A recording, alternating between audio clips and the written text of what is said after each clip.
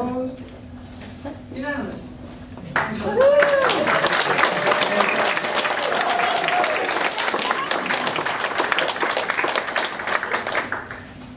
Thank you very much, everyone. Thanks for coming. Thank you for that lovely introduction, Chandra and Marlene. It's such an honor to be introduced by two powerful women such as yourselves.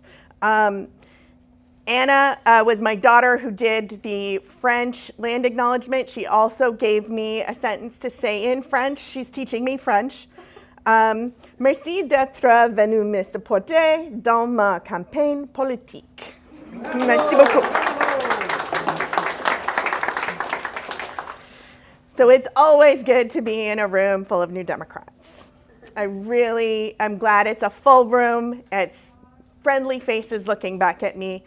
I've been nervous all day, but I'm really excited now. Thank you for coming and sharing this moment with me and for promising to go on this adventure with me from now until the election. I think we have a real opportunity to build a strong team and make a real difference here in Ottawa-West Nepean. So thank you.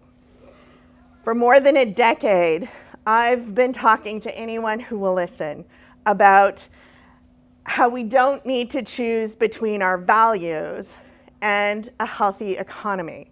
That actually, if we invest in the things that matter to us, that pays off in the long run. That saves us money, that grows a healthier economy. And every year, the evidence piles up. It becomes clearer and clearer that trickle-down economics doesn't work.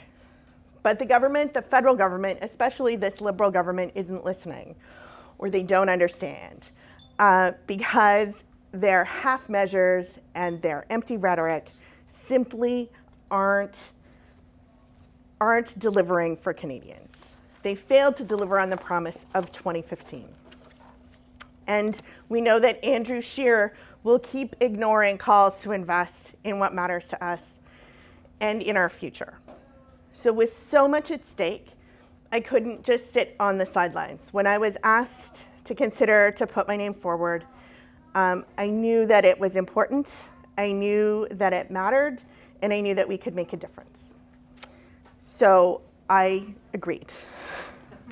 I don't know what I've gotten myself into, Chandra tells me. But we need a bold approach that isn't afraid to put people first, that is unapologetic about our social democratic roots, about investing in taking care of each other, about paying taxes to build the type of society that we want to live in. And it helps that I can answer the question that dogs New Democrats everywhere: how do we pay for that? I think that's one of the useful things that I bring to the table. So I pledge to use my experience as a senior economist working on national and international issues, my track record of hard work, 14 years in the Canadian Naval Reserves. I can tell you I painted a lot of ships, I moved a lot of garbage, and I had a lot of sleepless nights. So I know what hard work is. And I have a deep connection to the community here in Ottawa, and I will use that to fight for what matters to people here in Ottawa-West Nepean. I've been talking to voters in Ottawa-West Nepean, and one of the concerns that has come up regularly is the flooding along the Ottawa River. You can see it here, how high the water is. It was even higher last weekend and the weekend before, when my husband and daughter came with me to help volunteer sandbagging along the berm in Britannia Bay.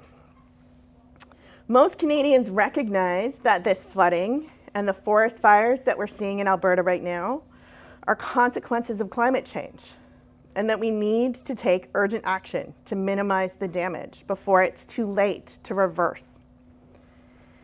That's why I've been actively working with the Green Economy Network to propose concrete solutions, to invest in affordable public transit and high-speed rail, to invest in renewable energy, to retrofit buildings and update the building codes so that when we're building new buildings, they won't add to our carbon footprint in the future. How are we going to pay for that? Well, we could do what Trudeau's Liberals promised to do and end subsidies to oil and gas. But what might be surprising to people, New Democrats, is that actually most Canadians support higher taxes. Most Canadians support raising taxes to pay for the things that we need, especially if it's on the wealthy, which is fine. We've been giving tax breaks to the wealthy for a long time. We've been cutting corporate tax rates with the promise that it would grow the economy, and it hasn't worked.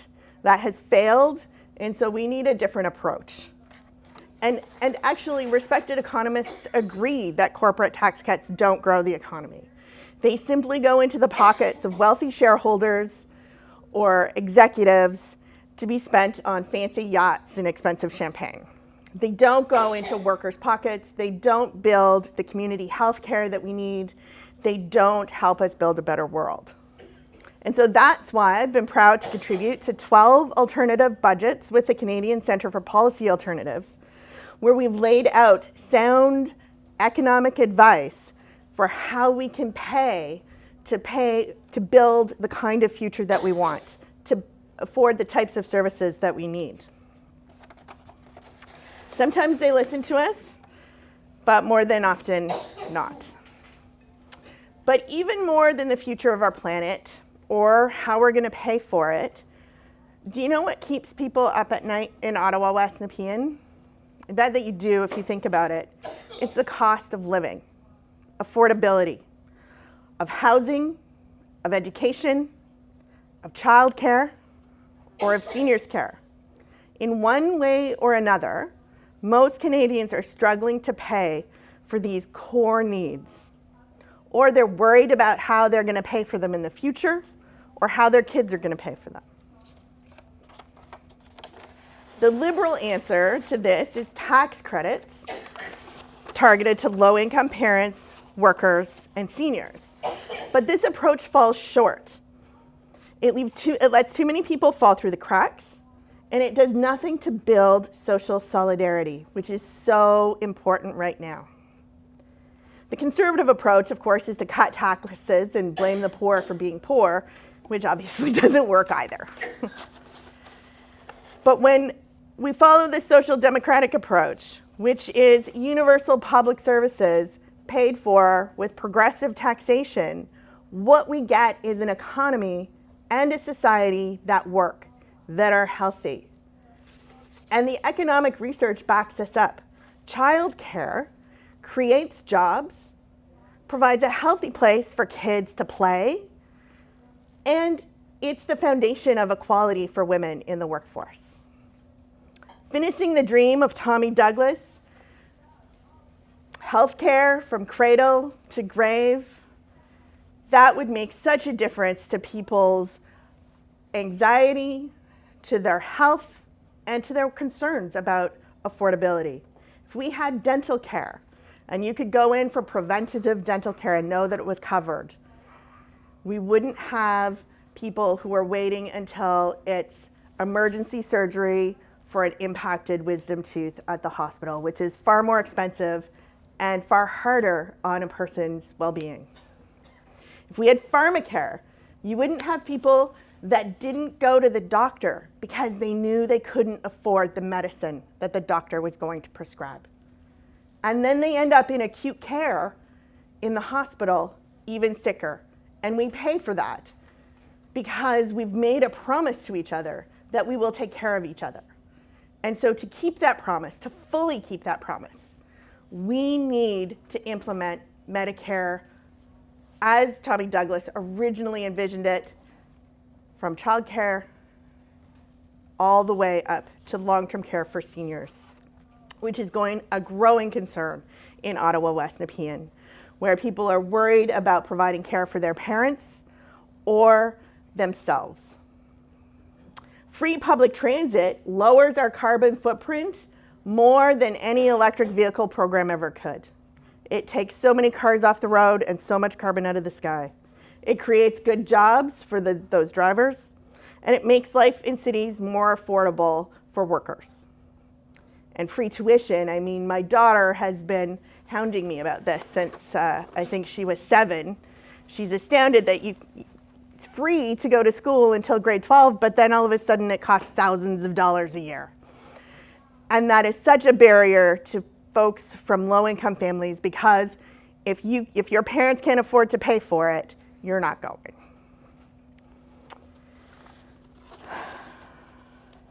And I don't just say this because I work for CUPE and we represent workers in all of those sectors. I'm not under some kind of obligatory contract to push public services. It really is the answer. It's how you build solidarity. It's how you grow a low carbon sustainable economy. And it's how we have good jobs for workers to transition away from the current high carbon economy. So I want to let you know that I'm ready to work tirelessly with you to deliver an economy that serves all Canadians, not just the lucky few. But I can't do it alone. I'm asking you to join me.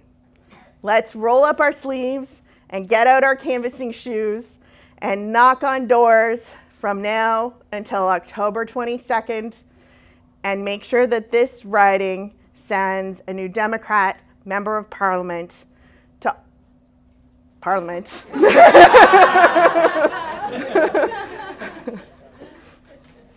And we will all work together for the better future that we know is possible. Thank you very much.